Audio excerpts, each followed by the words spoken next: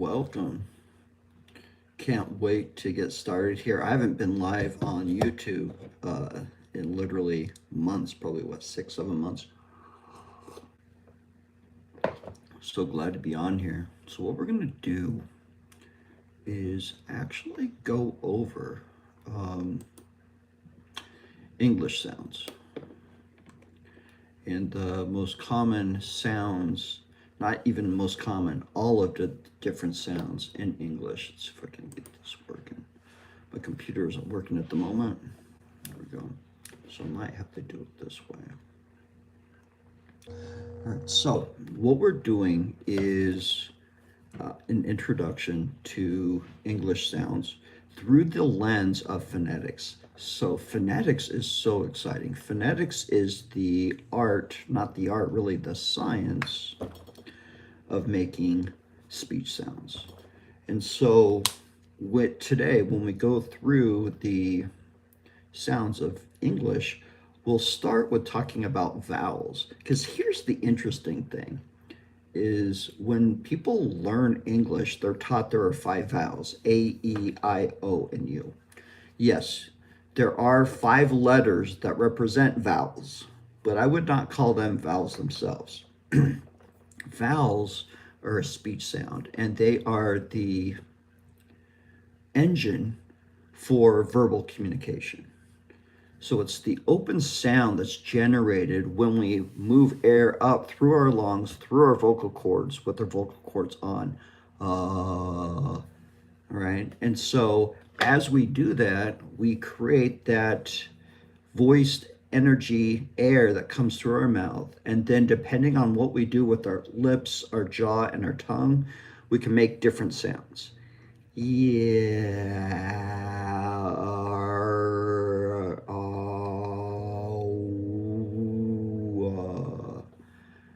can make all these different sounds. So vowels are really sounds. And we're going to talk about how those sounds are actually created. So I typically do this on my lives, both on TikTok, and then I guess this is the first time I've done this on YouTube. But hello and welcome everybody. This is a vowel quadrilateral, and this actually represents the mouth. So think of this as a window into my mouth here. So this represents the front of my mouth. This is the back. This is the top. This is the bottom. All right. So when it comes to vowels, what we're doing is we're talking about if we have the front of our tongue, not the tip, but the front, about 3/4 of an inch in. If we have that high and tight, that's the E sound. E. If it's low and front, ah. Back and high, ooh, and our lips rounded, ooh, or low and open, ah, right? And the other thing about, let's talk about the vowels first, right? So let's go ahead and let me show you what I have here. This is a PDF that I have created. It's called Mastering English Sounds, and this is specifically for Spanish speakers. Now, it's not that this won't help others. It absolutely will. The reason why I'm calling this the Spanish speaker edition is because whenever whenever I'm helping people be more understood in English, with English as a second or a foreign language, the reason why is because there's typically some sort of gap between the native language and the language they're learning, in which case here we're talking about English, right? So in this particular guide, I actually look at the sound inventory of vowels in Spanish, which, by the way, there are 5 main vowels, okay? So we have the E, E, A, O, U, right? And I talk about that in this course. And the other thing, so we talk about the difference in vowels between those 5 in English and then the 19 that I teach in this course in English, all right? The other thing too is there are certain sounds, there are certain sound combinations that are very challenging. So in this book, and we'll take a look at this a little bit later. In this book, we'll actually go over just a few of them. So I have 4 different use cases where we talk about challenges with saying mountain, maintenance, thirsty versus Thursday, and turtle. And I'm going to add, I just did a video on TikTok not too long ago, and I think I put it on YouTube too, but I just added world. Okay, world. I know that can be challenging. So let's go ahead and take a look here. What are we doing? Well, I'm teaching the science of phonetics, how speech sounds are actually produced. So what's happening here is I actually give you, and this isn't me per se, it's actually phonetics, but the teacher here, is give you a map. So this is literally a map to vowels, right? And give you instructions and a map on how to produce consonants. And that's what we're going to do today, and that's what we're going to do in this guide. So this guide, you can get access to this. The sales page just went up. So if you go to bit.ly, and I think this is in my description for this live. So bit.ly/mastering English sounds with a Z. You can get to the sales page here. But I'm literally going through the entire book with you right now. It's a 67-page PDF, and it goes through every single basic sound in English. So you're going to discover, let me go back here. You're going to discover the science of phonetics, which again, like I said, it gives you a map and instructions. And we will be going through this afternoon how to say every letter in the English alphabet with clarity. You're going to learn and be able to master the full set of sounds in English, including those that don't exist in Spanish. And you're going to understand exactly where and how sounds are made in your mouth. And that is why I use phonetics. We will give you exact instructions, an exact map of where these sounds live in your mouth. What do you guys think? Pretty cool, right? You excited about this? Thank you all for joining. I really do appreciate it. I'm very excited to have you here today. So one of the challenges that happens is whenever we learn a new language, typically, and this isn't just English, this is any language, typically we learn vocabulary. So we learn the words, right? And then grammar. So vocabulary represents the bricks of our conversations, of our communication. And then grammar actually represents the rules on how to put the bricks together. But pronunciation can be very challenging. It's often left vague and oversimplified. So, and I guess I might as well introduce myself. I haven't done that yet. So I'm Scott Swenson, and I actually have a degree in speech language pathology. So it's actually communication disorders with a concentration in speech language pathology, where I've actually learned, I have a background in phonetics and speech science, in applied linguistics, as well as language acquisition. So, and even though I have my bachelor's in speech pathology, I didn't go into speech pathology. I actually went into business. I went into financial services, where I spent 23 plus years working with global English speakers in different capacities, very closely, either as a corporate trainer, where I trained corporate call centers and operations areas, or the last 13 years in IT, where I'm working with people from all over the world with different global accents. And it's funny because the more that I work with global people, the more I'm thinking, wow, there really is a challenge here in English, because English is the most spoken language in the world depending on where you look, it's around 1.4 billion people speak English. And here's the killer: almost around a billion of them are non-native English speakers. So English is learned as what's called a lingua franca, right? It's a bridge between people who speak different languages, and they use English as that bridge, right? So it's used a lot in business, it's used in academics, in research, and in teaching, in education. So it's a very, very important language. Wow, everybody left. Interesting. Very important language. So anyway, let's go back to this. I lost everybody. So we'll just stick with this. So in the vowel quadrilateral, we have front, back, top, bottom. And this not only represents top or high and low, it also represents whether the mouth is closed or open, right?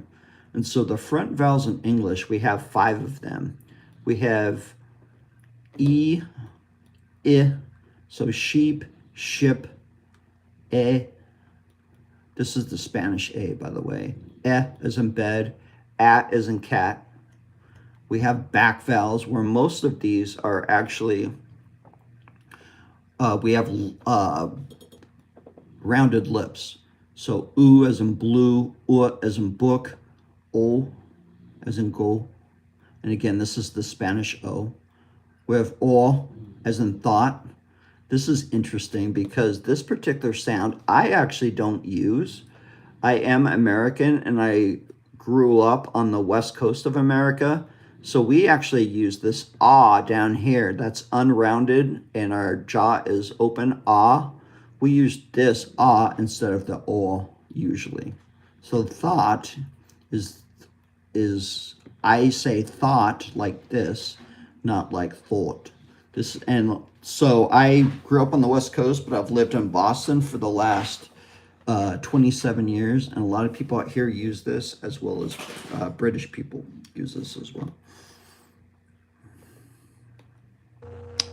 Then we have some central vowels. We have the as in cup, and we have the unstressed which is the most used sound in the English language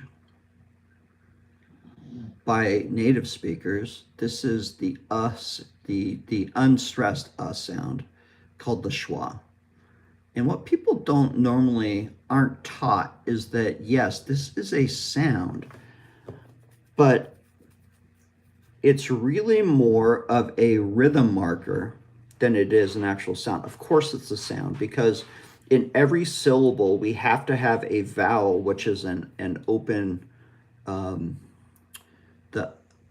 it's an open sound that comes from the vocal cords. We have to have it. We can't just talk in syllables like pss, pop. Just don't do that. It's we have vowels that actually carry our meaning. And so when we're talking about a schwa, we're talking about actually a rhythm. So if any of you are into music at all, think of this. Spanish, Hindi, a lot of the major languages are what are called syllable timed. So you have one,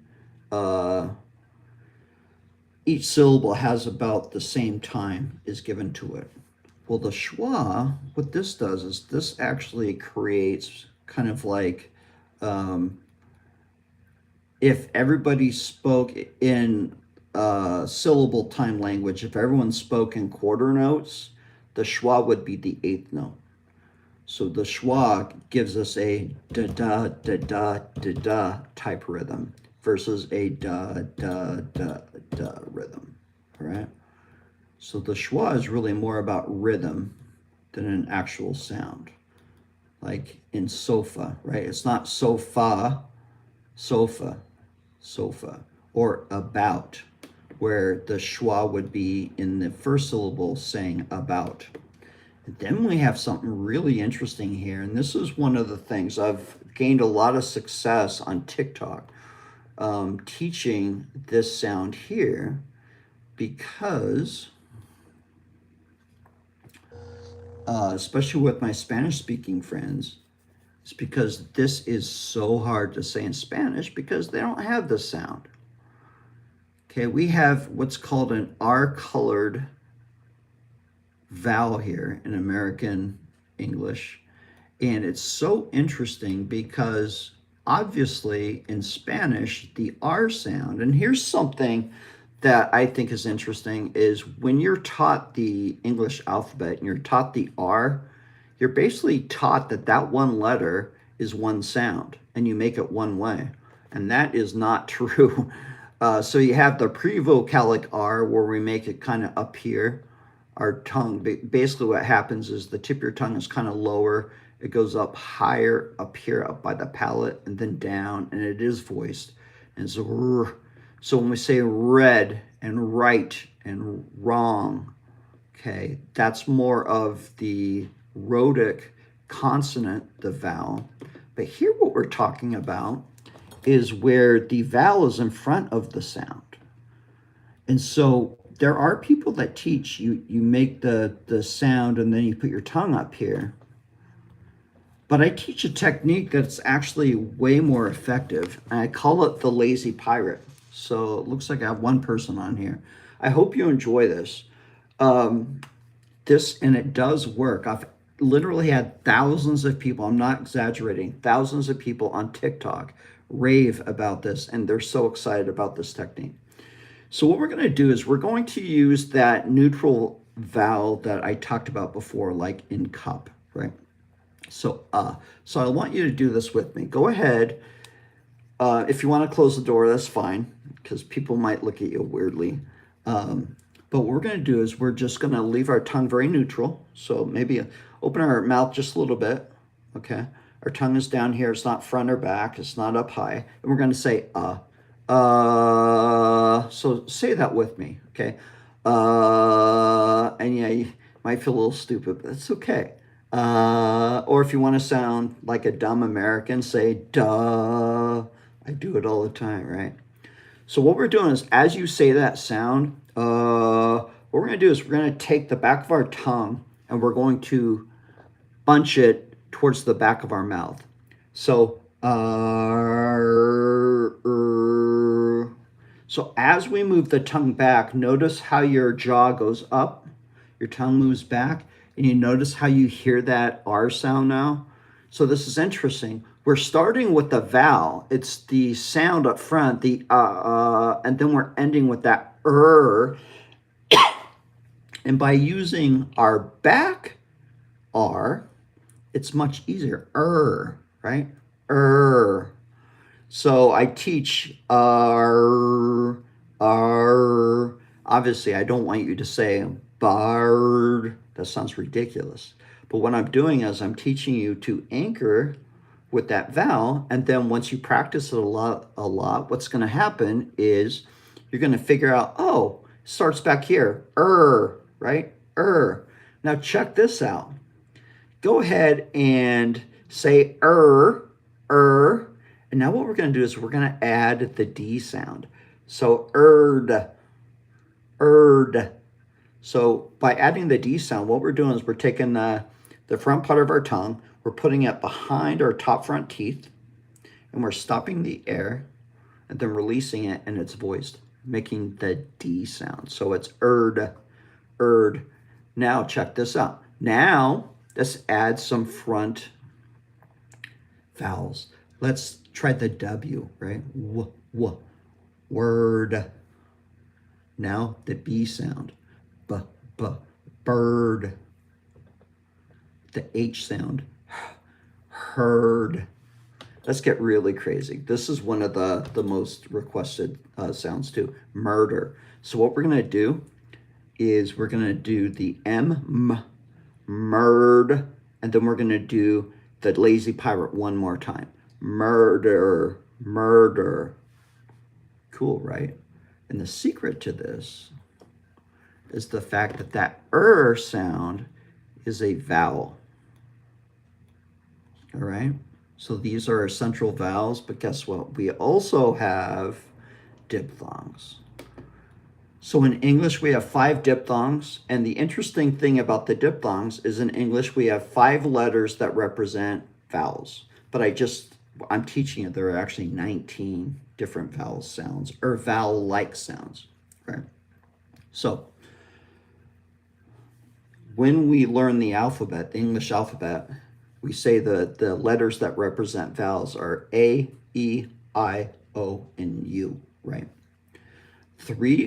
The way that we say 3 of those letters are actually what we call diphthongs. So we actually move our tongue as we say these letters. So this is a big difference between Spanish and English, is in Spanish, they have the E, but we don't say A, B, C. We say A, B, C.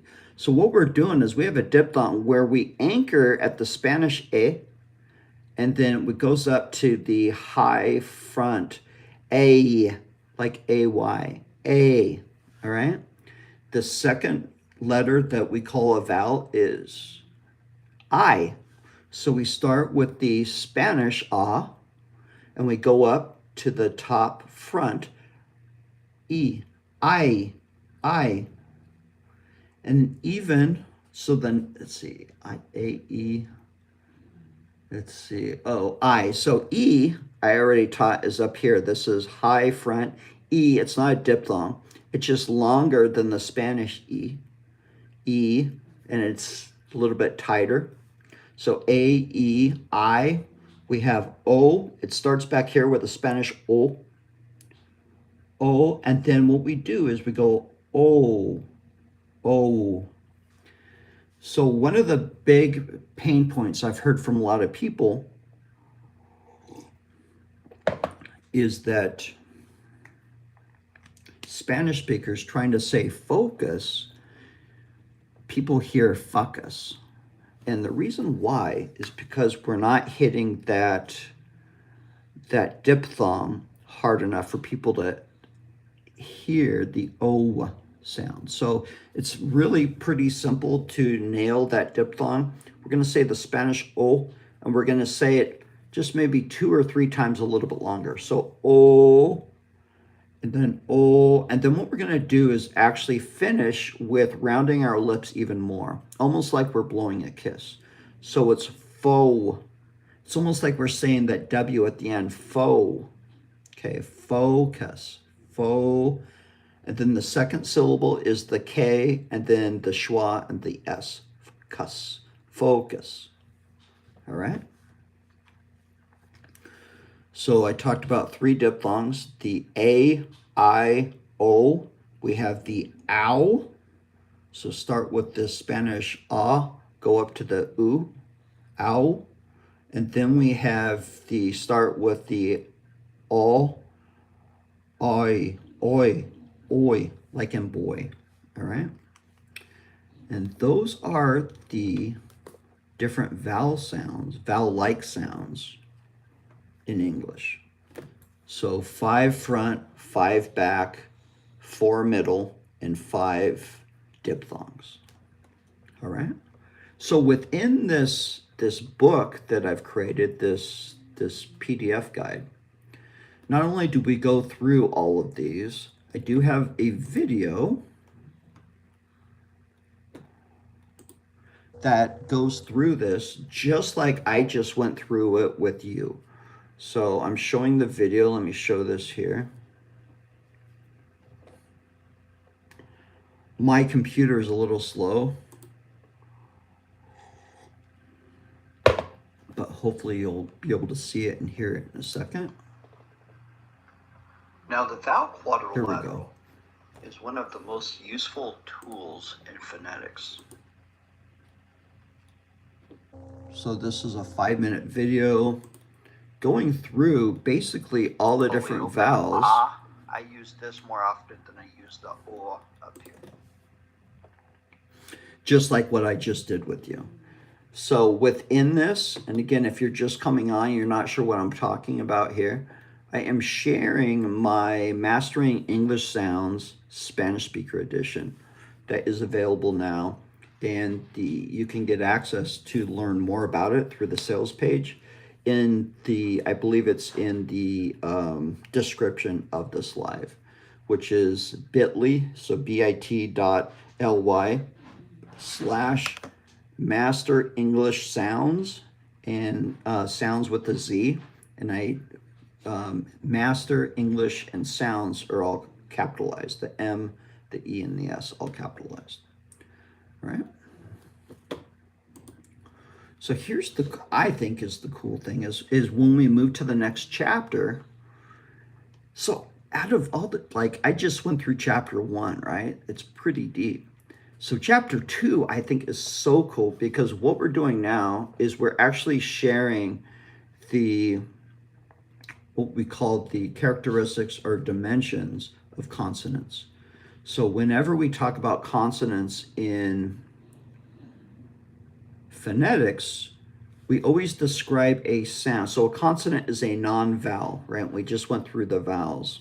The vowels are open sounds that are engines to our syllables, to our words, and those words become sentences and paragraphs and thought forms, right? So all of those things start with the vowel. A sound that is not a vowel, a non-vowel, is a consonant. And we can describe those using 3 different dimensions. So we can describe them by place, by manner, and then by voicing.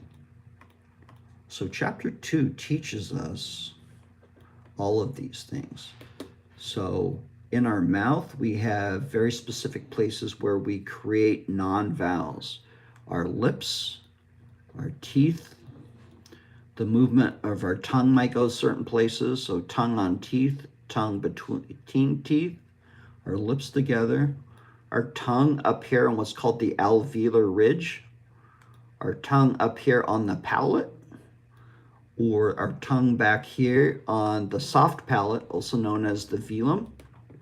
We also have the glottis. The glottis is actually right here. It's actually in the throat, and this is what controls the air coming or not. We have 2 sounds using the glottis in English. All right. So those are the places of articulation. And next we have the manner of articulation. So places gives us the map. The manner of articulation gives us the instructions, and there are 6 different types of manner. So the 2 most common are stops and fricatives. Stops are where the air is stopped completely, then released. P is a great example. P, b, t, and d are all stops. There are actually a few more, but those are some common ones. We have fricatives where the air flows through, where we actually constrict the air and we cause friction. And I like to use the letter F sound as an example of that. The f, right? So we have quite a few fricatives here. We also have nasals. We have 3 sounds in English that are nasals, where the sound does not go through our mouth. It actually goes up through our nasal cavity and out of our nose. And those are always generated through our vocal cords vibrating. We have something called approximants. Sometimes these are called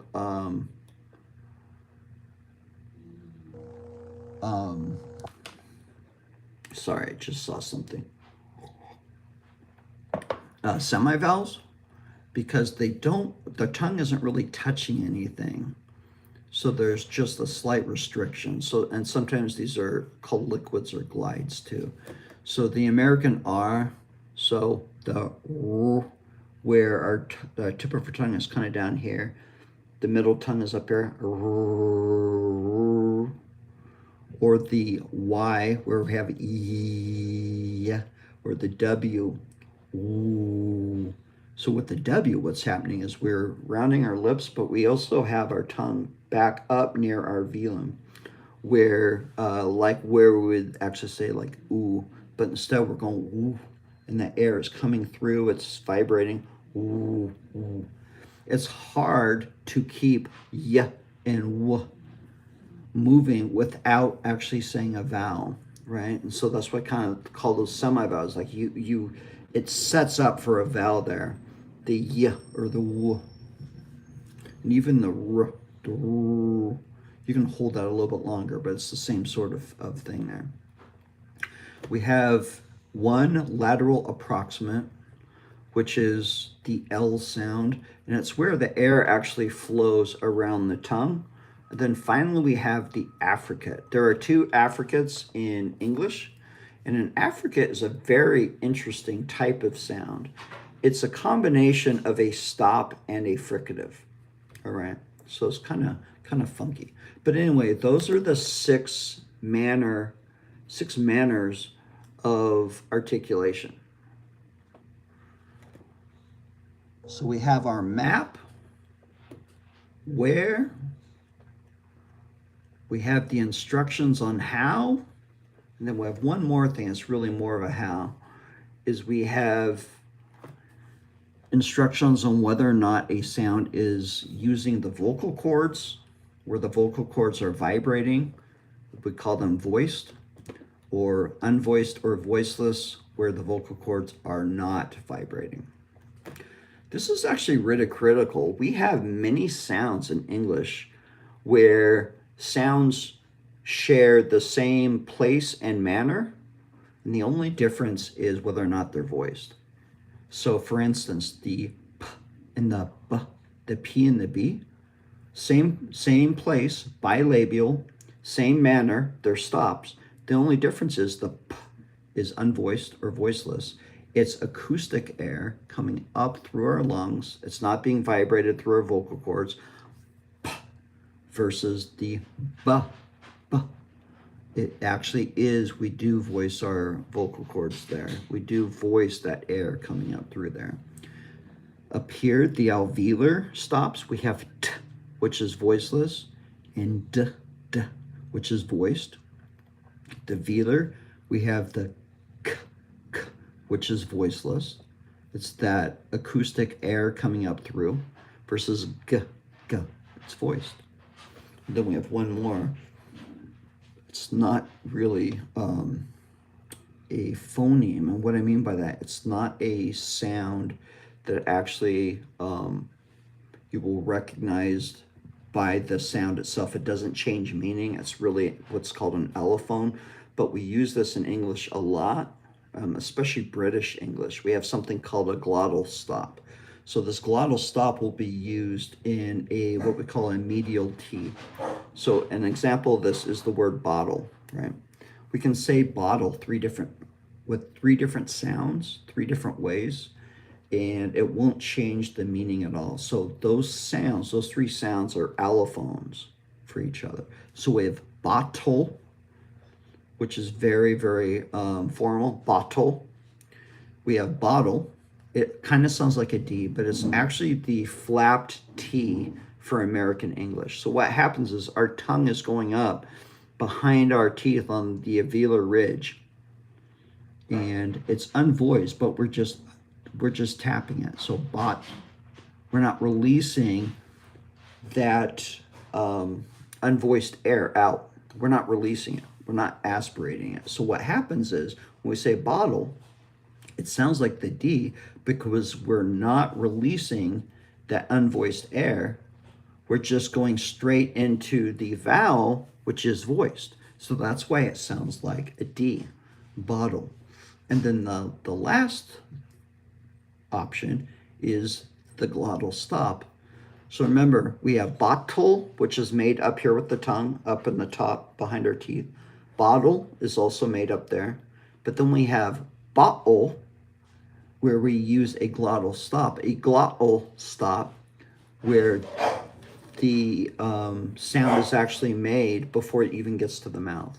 It's made at our glottis, right? So those are some things there, voiced versus unvoiced. And so that brings us to chapter 3, where we actually go through the entire alphabet. And I think I am going to do this a different day because I spent so much time already kind of setting this up. I haven't done this on YouTube Live before. Excuse my dogs. Sorry. I normally do this on TikTok Live.